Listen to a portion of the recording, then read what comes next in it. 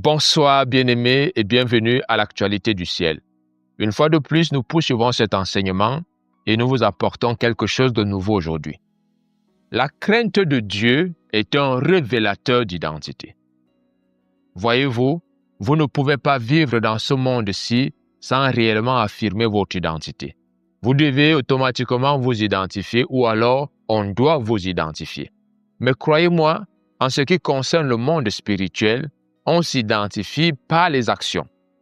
Et les actions que vous posez révèlent votre identité et les actions que vous posez révèlent votre filiation.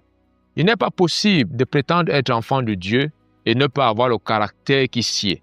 Lorsque vous dites « je suis enfant de Dieu », mais dans votre bouche, on retrouve des attitudes ou des paroles comme « oh, ma vie est toujours difficile, rien ne marche, je crois que je suis maudit, vraiment, moi, si Dieu ne fait pas ceci, je crois que moi-même, je veux lui montrer comment on peut avoir des enfants. » Lorsque vous avez de tels propos, vous montrez clairement que vous n'êtes pas en harmonie avec le royaume des cieux. Vous montrez clairement que vous n'êtes pas en accord avec votre filiation. En d'autres termes, vous révélez votre vraie nature, à savoir que vous n'êtes pas de Dieu. Ou alors que vous êtes immature.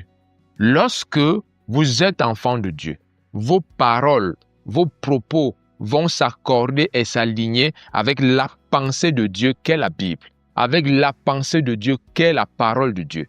Et donc, si vous dites que vous êtes enfant de Dieu, on s'attend à ce que vous agissiez d'une certaine manière. Voyez-vous dans la chair.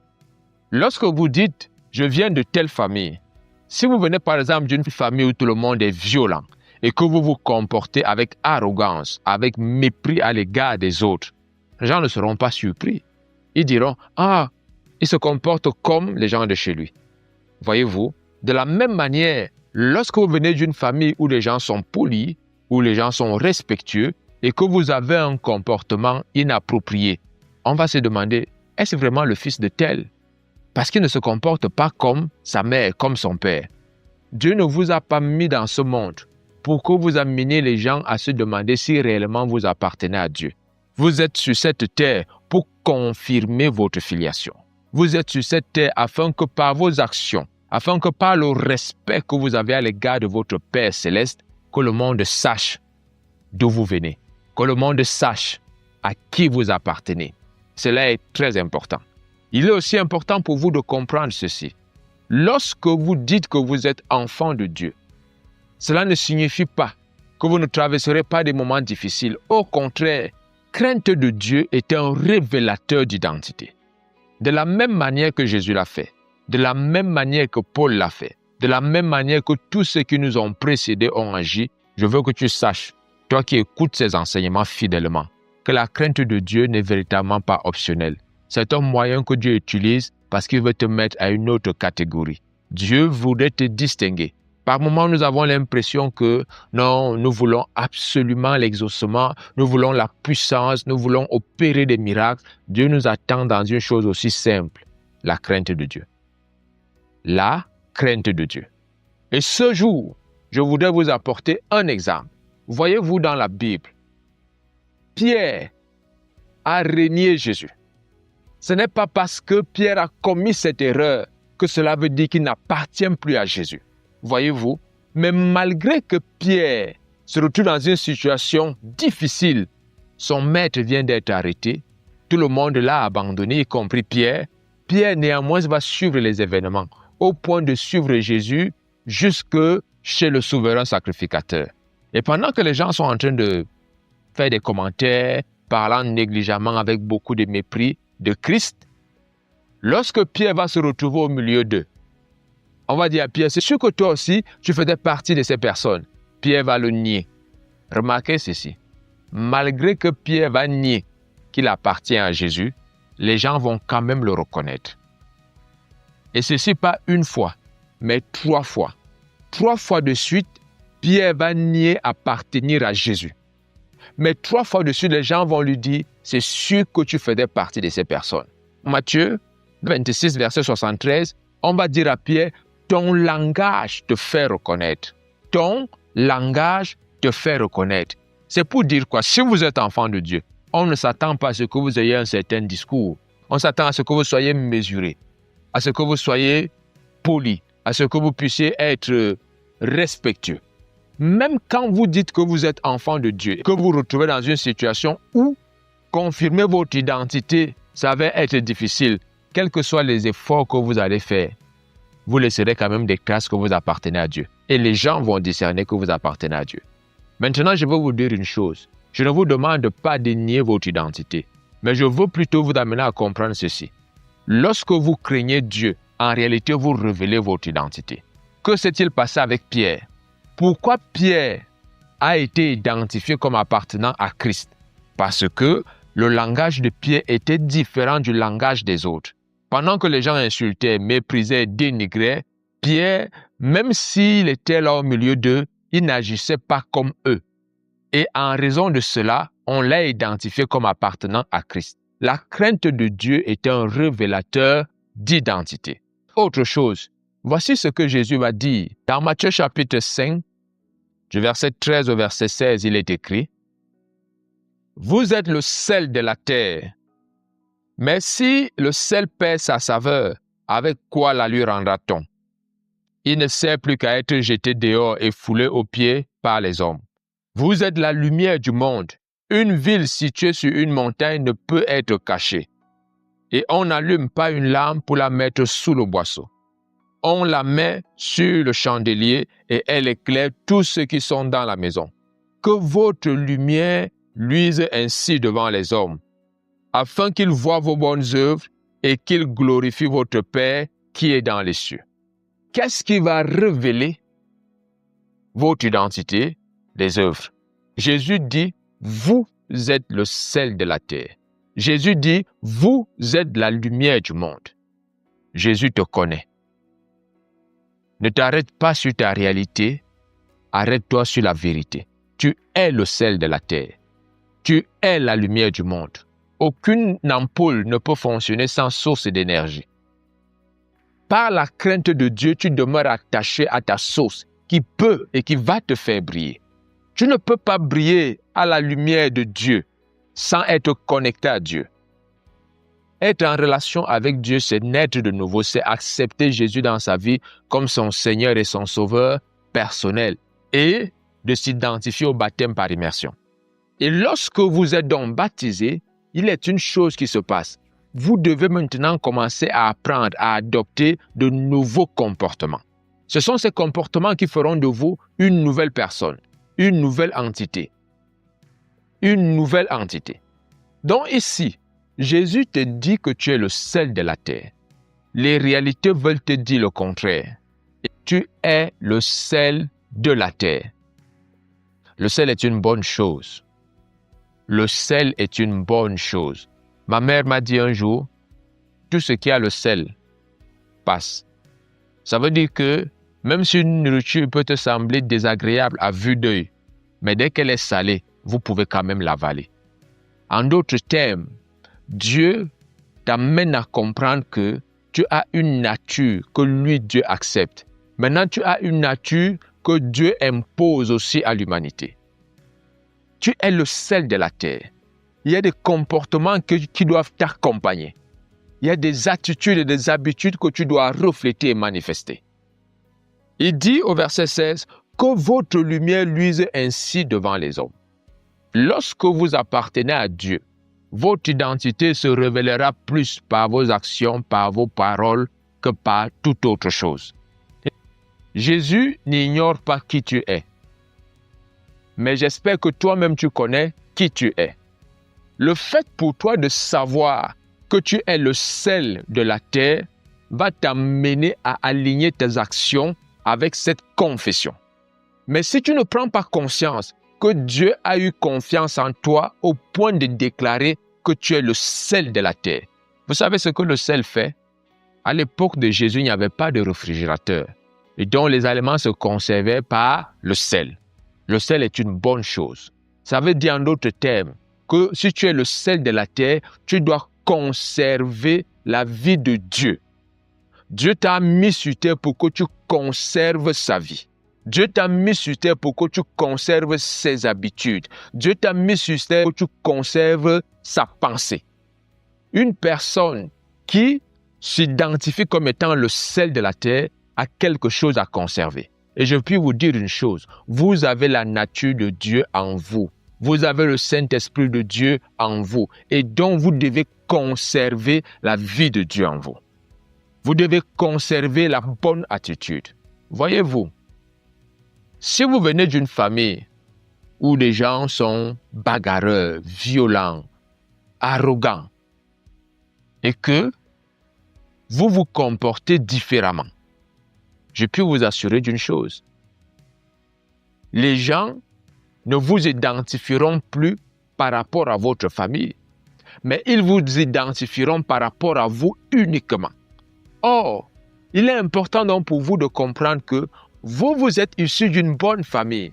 Vous êtes issu d'une famille où les gens se comportent bien. Donc, les gens veulent vous identifier par rapport à votre famille.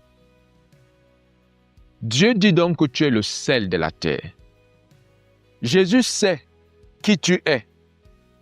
Ton identité ne dépend pas de ta réalité. Ton identité dépend de la vérité. La vérité, c'est que tu es le sel de la terre. La vérité, c'est que Dieu t'a mis sur terre pour que tu puisses assaisonner. Pour que tu puisses assaisonner la vie de plusieurs personnes.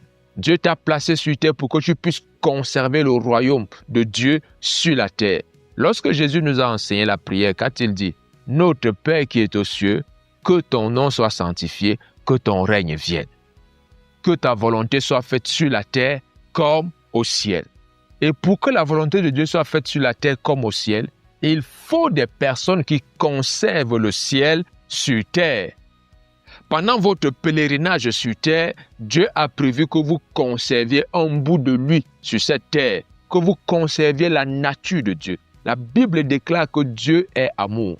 Lorsque vous dites que vous êtes un enfant de Dieu et que vous avez des propos qui ne cadrent pas avec la nature de Dieu en vous, vous dites vraiment, je suis bon à rien, je n'arrive jamais, je vais échouer, moi mes choses sont toujours comme ça, je crois que je vais abandonner. Ces propos, cette attitude ne sont pas de nature à assaisonner votre propre vie. Et par conséquent, vous allez agir de la sorte avec les autres. Mais Dieu te dit, bien-aimé, ne parle plus comme ça, ce n'est pas ta nature. La crainte de Dieu, si tu comprends que la nature de Dieu est en toi, tu te parleras différemment toi-même. Et cette crainte de Dieu qui est en toi va t'amener naturellement à aligner tes discours avec la pensée qu'il y a, avec ce qui est gravé dans ton esprit, à savoir Dieu est saint et Dieu habite en moi. Les cieux n'ont pas pu le contenir. La terre est son marchepied, mais elle a choisi de vivre en toi. Quand tu prends conscience de ce que Dieu veut que tu conserves le royaume sur terre, alors tu prendras conscience que tu es le sel de la terre. Pierre a renié Jésus.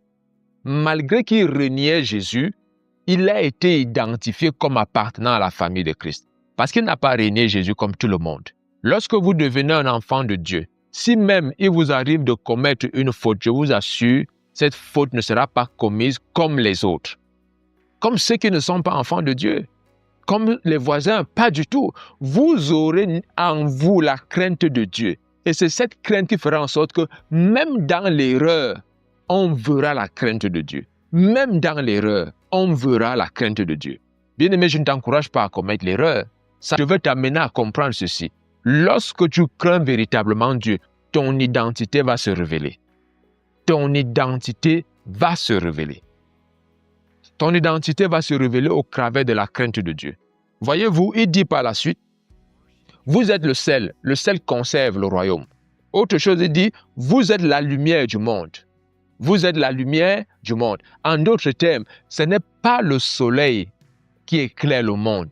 Le soleil éclaire la terre, mais vous éclairez le monde. Le monde ici, c'est un ensemble de pensées, un système de pensées. Voici comment le monde raisonne, par exemple. Le monde va vous dire, écoutez, vous pouvez aller à la messe seulement le dimanche. Si vous partez au culte seulement le dimanche, c'est bon. Voilà comment le monde raisonne, parce qu'après, time is money. Vous devez chercher l'argent.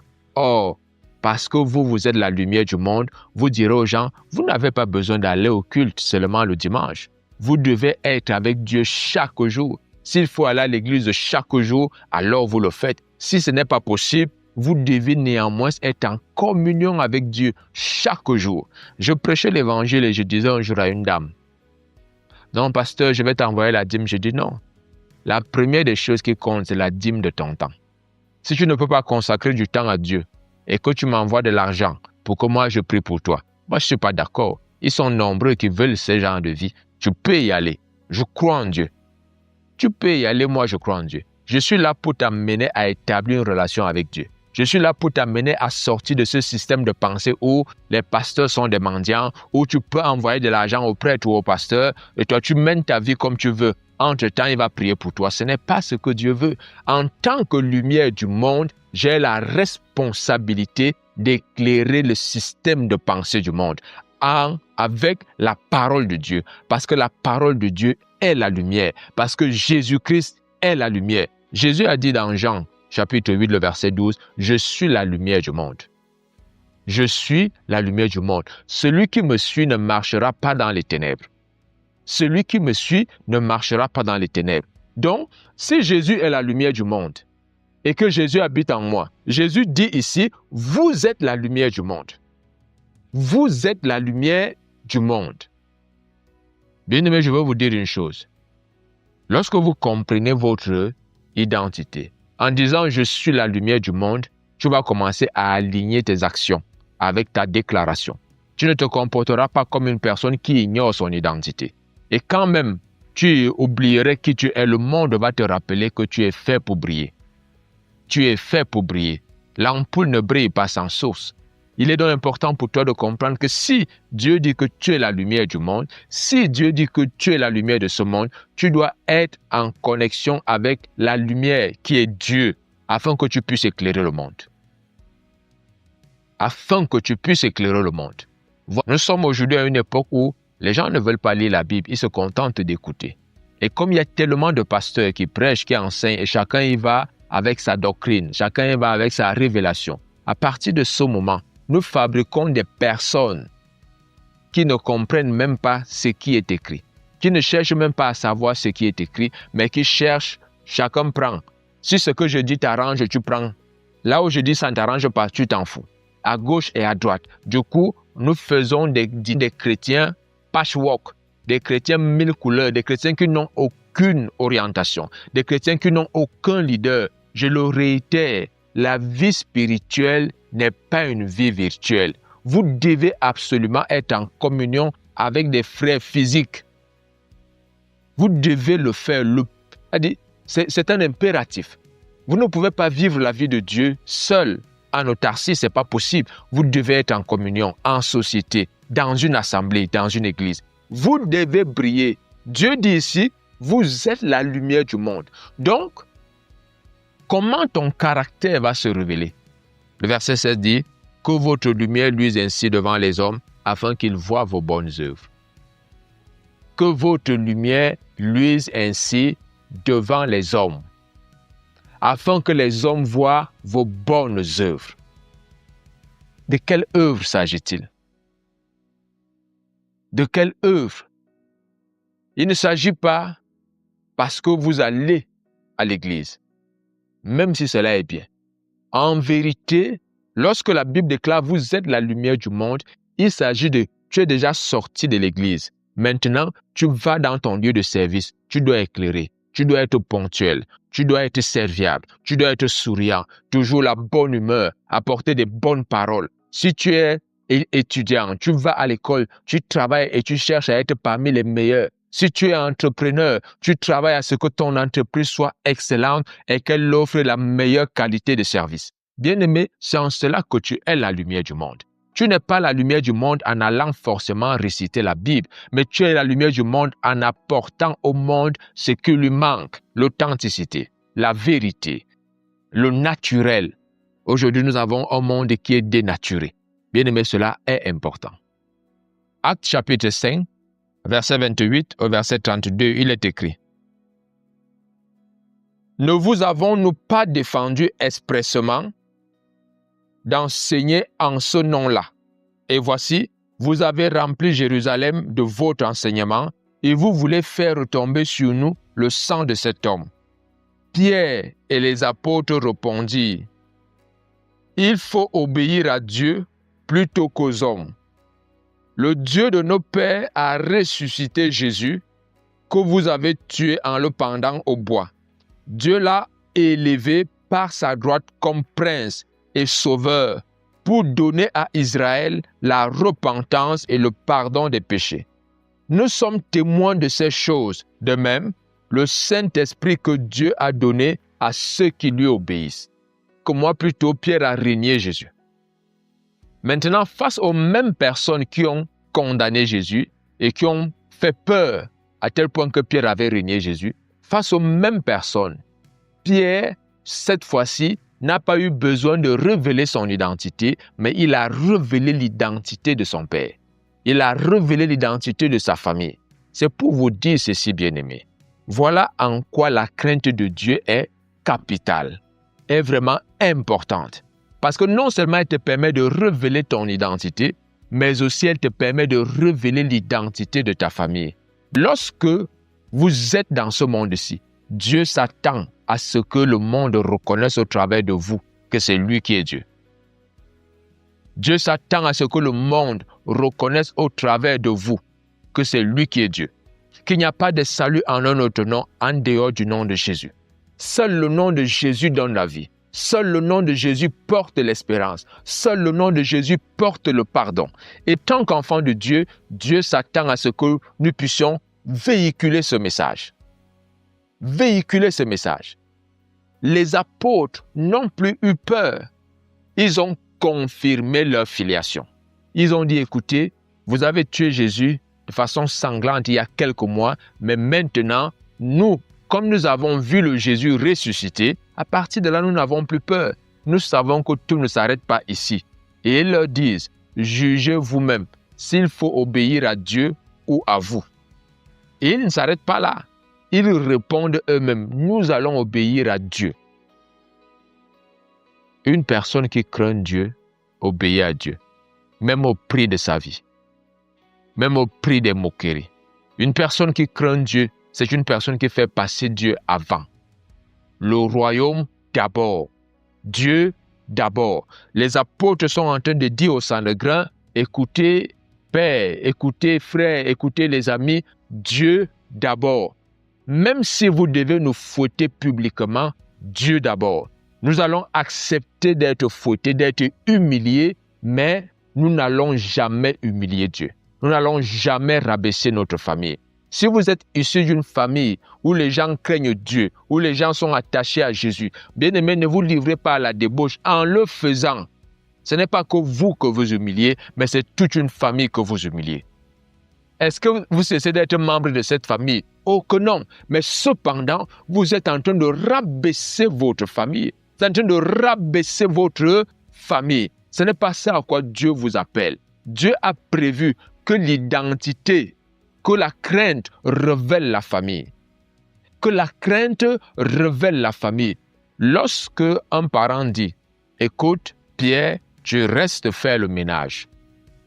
Quelles que soient les urgences, tes amis veulent que vous jouez à la PlayStation, les autres veulent que vous ayez jouer au football, tu dois aller faire telle autre chose, fais le ménage comme ton père ou ta mère t'a demandé de le faire. C'est en cela que tu révèles aux hommes que tes parents d'abord. Tes parents d'abord. Et il y a des personnes qui se disent, non, je peux respecter mes parents jusqu'ici, et puis dès demain, je peux commencer à leur manquer de respect, ça ne marche pas. Vous savez, si la grâce est un don que Dieu vous accorde et qui ne peut pas vous être retiré, même pas par moi, vous devez reconnaître que la crainte de Dieu n'est pas un don. La crainte de Dieu est un engagement de chaque jour. Ce n'est pas parce que vous avez craint Dieu hier, vous avez respecté votre Père hier, qu'aujourd'hui vous avez le droit de manquer de respect à Dieu. Ce n'est pas parce que hier vous avez respecté le Saint-Esprit et son nom, aujourd'hui vous allez manquer de soumission à l'Esprit Saint. Dieu s'attend à ce que chaque jour vous puissiez véritablement marcher dans la crainte. Dans la crainte de Dieu. Actes chapitre 4, à partir du verset 18, à 20, il est écrit: Et les ayant appelés, il leur défendit absolument de parler et d'enseigner au nom de Jésus. Pierre et Jean leur répondirent: Jugez s'il est juste devant Dieu de vous obéir plutôt qu'à Dieu. Car nous ne pouvons ne pas parler de ce que nous avons vu et entendu. Lorsque vous craignez, lorsque vous avez du respect, lorsque vous êtes soumis à une autorité, vous allez toujours prendre position pour cette autorité. Pour cette autorité. Pour cette autorité. Vous savez, il y a des personnes qui se comportent souvent comme si elles sont plus sages que d'autres. Moi, nous sommes issus d'une époque, mais aussi des parents où ton parent pouvait te dire, je vais dormir. Si on vient me chercher, je ne suis pas là. Et lorsque quelqu'un vient, ton père est là. Non, mon père n'est pas là. Il est sorti. Ça ne pèse pas sur ta conscience que tu as menti. Parce qu'en vérité, tu n'as pas menti. Tu as respecté ton parent.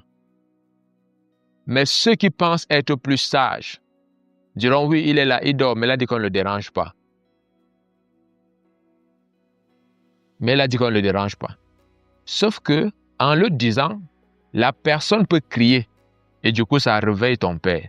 Pourtant, il avait besoin de repos. Tu n'as pas fait ce qu'il t'a demandé de faire. C'est pour vous dire, bien-aimés, si Dieu s'attend à ce que tu marches dans la sainteté, à ce que tu marches dans la sanctification, à ce que tu marches dans l'humilité, bien-aimé, cela doit se refléter. Ce n'est pas négociable. Ce n'est pas comme si je vais faire ça jusqu'à vendredi et puis dès la semaine prochaine, je vais vivre comme je veux. Ce n'est pas ça. Il est important pour toi de réaliser que Dieu a voulu et veut être en relation parfaite avec toi. Et pour cela, la crainte de Dieu est la clé. Si vraiment tu aspires à une vie profonde avec Dieu, à une vie intense avec le Saint-Esprit, la crainte de Dieu est la clé.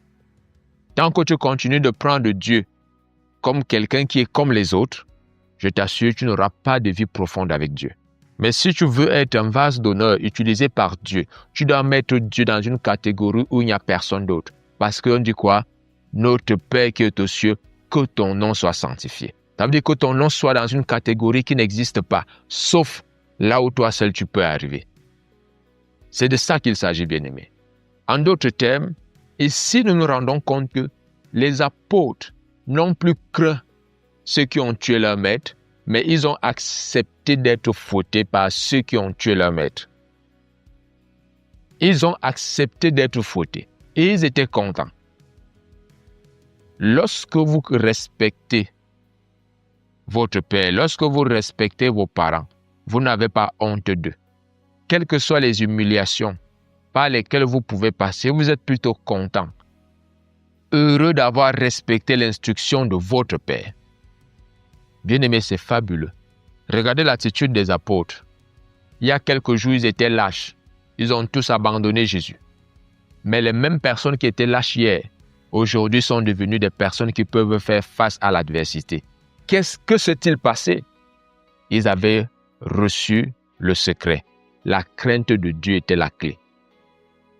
Rappelez-vous, Jésus leur a dit, je vais vous révéler une chose que le monde n'a pas. Ne craignez pas celui qui peut tuer la chair. Parce que le monde contrôle les hommes sur la terre comment? Parce qu'ils brandissent la menace de détruire ta chair. Et tu as l'impression que si ta chair est détruite, vraiment c'est toi qui es détruit. Tu n'es pas détruit si ta chair est détruite. Mais si ton âme est détruite, alors tu es détruit. C'est la raison pour laquelle lorsque Jésus vient vous dire, ne craignez pas celui qui peut tuer la chair, il vient vous dire, ne respectez plus celui qui peut tuer la chair, mais respectez celui qui a la capacité, en même temps de nuire à la chair, mais aussi à l'âme. Mais aussi à l'âme. Lui, quand vous le respectez, vous pouvez être sûr que vous serez heureux. Vous pouvez être sûr que ce soit en temps difficile ou en temps de joie, vous serez heureux. Parce que vous ne dépendrez plus de l'environnement externe. Vous dépendrez exclusivement de votre source, de votre Père, de Dieu. De Dieu. Actes chapitre 5, le verset 40 à 42, il est écrit, le verset 40 à 42, « Il se rangeait à son avis et ayant appelé les apôtres, il les fit battre de verge et leur défendit de parler au nom de Jésus. Et ils les relâchèrent, les apôtres se retiraient de devant le Sanhédrin joyeux d'avoir été jugés dignes de subir des outrages pour le nom de Jésus. Waouh! Est-ce que tu es prêt? C'est ça la crainte de Dieu. C'est aussi être prêt à subir des outrages pour le nom de Jésus. Je sais qu'on n'en parle plus. Quand tu viens à Jésus, ta vie va changer, tu vas prospérer, tu vas guérir, tu vas voyager. C'est bien. Mais croyez-moi, quand tu viens à Christ là, si tu crains Jésus, sois prêt à subir des outrages. Une personne qui refuse des outrages, c'est une personne qui va désobéir à Dieu, qui va manquer de respect à Dieu, qui ne va pas se soumettre à Dieu. Une personne qui rejette les outrages, qui rejette la croix, mais qui veut la couronne de gloire, c'est une personne qui ne s'identifie pas à Christ. C'est une personne qui rejette le salut qu'il y a en Jésus-Christ. Donc je voudrais vous dire une chose, bien-aimés. C'est tellement merveilleux la parole de Dieu. Dieu a quelque chose en vue pour toi. Dieu a quelque chose en vue pour toi et pour toute ta maison. Dieu a prévu que tu sois heureux. Le secret, c'est la crainte de Dieu. Le secret, c'est la crainte de Dieu. Il y a des situations qui te tiennent en respect. Comme Goliath a tenu toute une armée en respect. Mais lorsque David est arrivé, la situation a changé. Donc je vais vous dire, de la même manière, tu n'es pas dans la famille où tu es par hasard. Par ta présence seule, le Goliath de cette famille peut disparaître, il peut tomber au nom de Jésus. Par ta présence dans une entreprise, le Goliath de cette entreprise peut tomber au nom de Jésus. Par ta présence dans une assemblée, quels que soient les Goliaths qui se lèveront, ta présence seule peut les renverser au nom de Jésus. C'est la raison pour laquelle, pourquoi David a-t-il renversé? Parce que David craignait Dieu. Pourquoi les autres étaient-ils paralysés devant Goliath? Parce qu'ils ne craignaient pas Dieu. David a été choqué de savoir et de voir que Goliath insultait l'armée du Dieu vivant. Et le respect que lui, David, avait de Dieu l'a poussé à enclencher un zèle qui l'a amené à aller défier Goliath. Il ne l'a pas fait parce qu'il voulait se faire voir, mais il l'a fait pour sauvegarder l'honneur de sa famille. Bien, chaque fois que tu prends des initiatives qui honorent Dieu, Dieu va te soutenir. Parce que Dieu aime ceux-là qui le mettent dans une catégorie où il n'y a personne d'autre.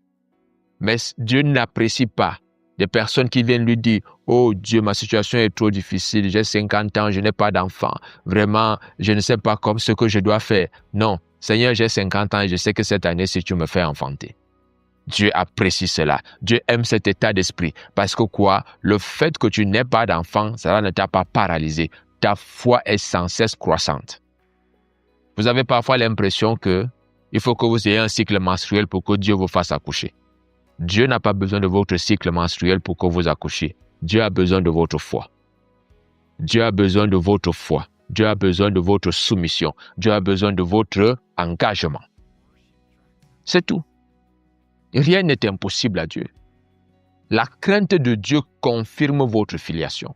Lorsque les apôtres disent à ces hommes, jugez qu'il faut obéir, vous ou bien Dieu, ils viennent de confirmer clairement leur filiation. Nous, nous appartenons à Dieu, donc nous allons obéir à Dieu. Donc, nous allons obéir à Dieu. Je vais t'inviter, bien-aimé, à toujours faire le choix d'obéir à Dieu. Chaque fois que tu auras la possibilité d'obéir ou de désobéir, choisis de respecter Dieu. Choisis d'honorer Dieu. Choisis d'aimer Dieu. La chose la plus difficile sur cette terre, c'est lorsque tu fais des choix qui ne vont pas dans le sens de la volonté de Dieu. C'est une chose très difficile. Le fait pour toi de craindre Dieu peut amener et engendrer des outrages.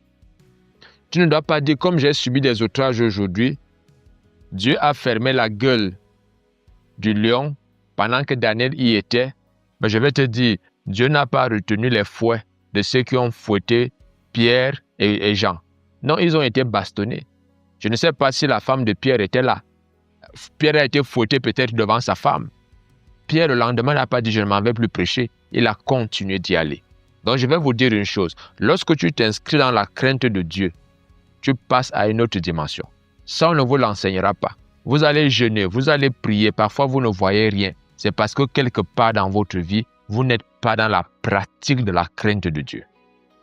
1 Pierre chapitre 3, du verset 13 au verset 17, il est écrit: Et qui vous maltraitera si vous êtes zélés pour le bien? D'ailleurs, même si vous souffriez pour la justice, vous seriez heureux. Alléluia. Lorsque vous craignez Dieu, c'est une chose juste. Lorsque vous défendez le nom de Jésus, c'est une chose juste. Et si vous devez souffrir pour cela, ne changez pas par la suite. Ne commencez pas à mal parler par la suite. Ne soyez pas désinvolte. Ne vous relâchez pas dans votre engagement vis-à-vis de Dieu parce que vous avez été mis en prison. Vous êtes parti en cellule. On vous a fouetté. On s'est moqué de vous. Vous n'avez pas vu venir la promesse à l'existence. Ne changez pas. Car celui qui a fait la promesse est plus grand que la promesse. Ne change pas. N'ayez d'eux aucune crainte et ne soyez pas troublés. Dieu dit n'ayez d'eux aucune crainte. Ceux qui vous maltraitent à cause de la justice, à cause de Jésus, n'ayez d'eux aucune crainte. Je crois que quelqu'un est en train de m'écouter aujourd'hui.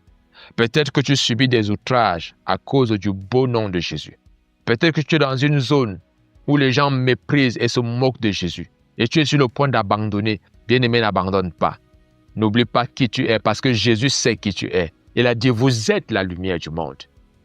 Vous êtes la lumière du monde. Je viens seulement te rappeler ton identité. Et en te rappelant cette identité, je voudrais que toi-même tu la confirmes par la crainte de Dieu, par le respect de Dieu, par la soumission à Dieu. Le verset 15 déclare: Mais sanctifiez dans vos cœurs Christ le Seigneur, étant toujours prêt à vous défendre avec douceur et respect, devant quiconque vous demande raison de l'espérance qui est en vous, et ayant une bonne conscience, afin que, là où même ils vous calomnient comme si vous étiez des malfaiteurs, ceux qui décrivent votre bonne conduite en Christ soient couverts de confusion. Car il vaut mieux souffrir si telle est la volonté de Dieu en faisant le bien qu'en faisant le mal. En faisant le bien qu'en faisant le mal.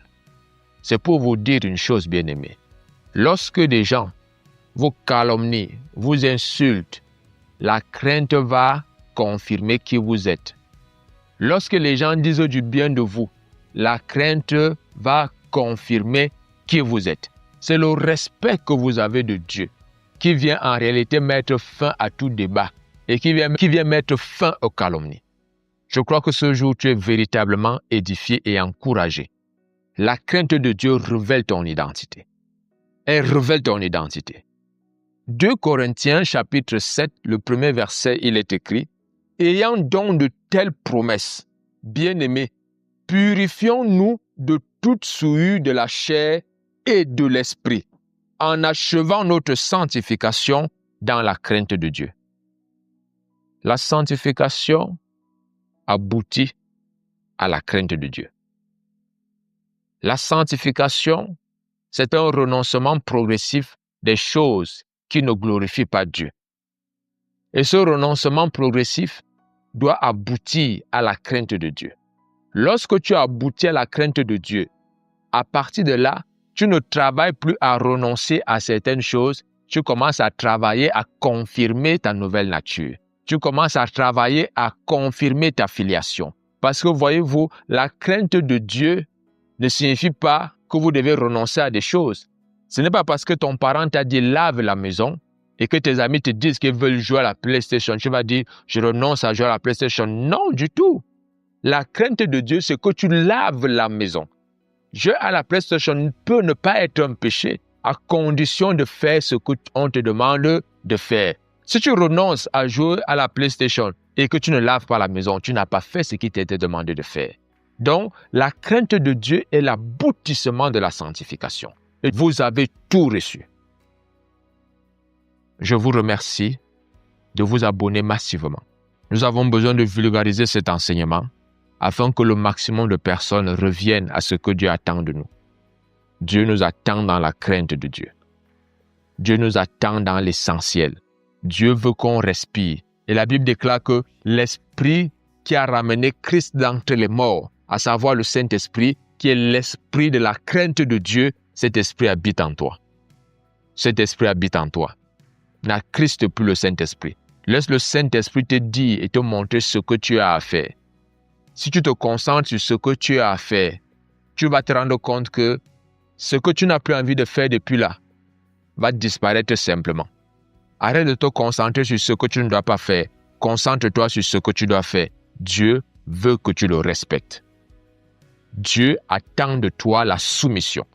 Dieu attend de toi la crainte, la révérence. La révérence.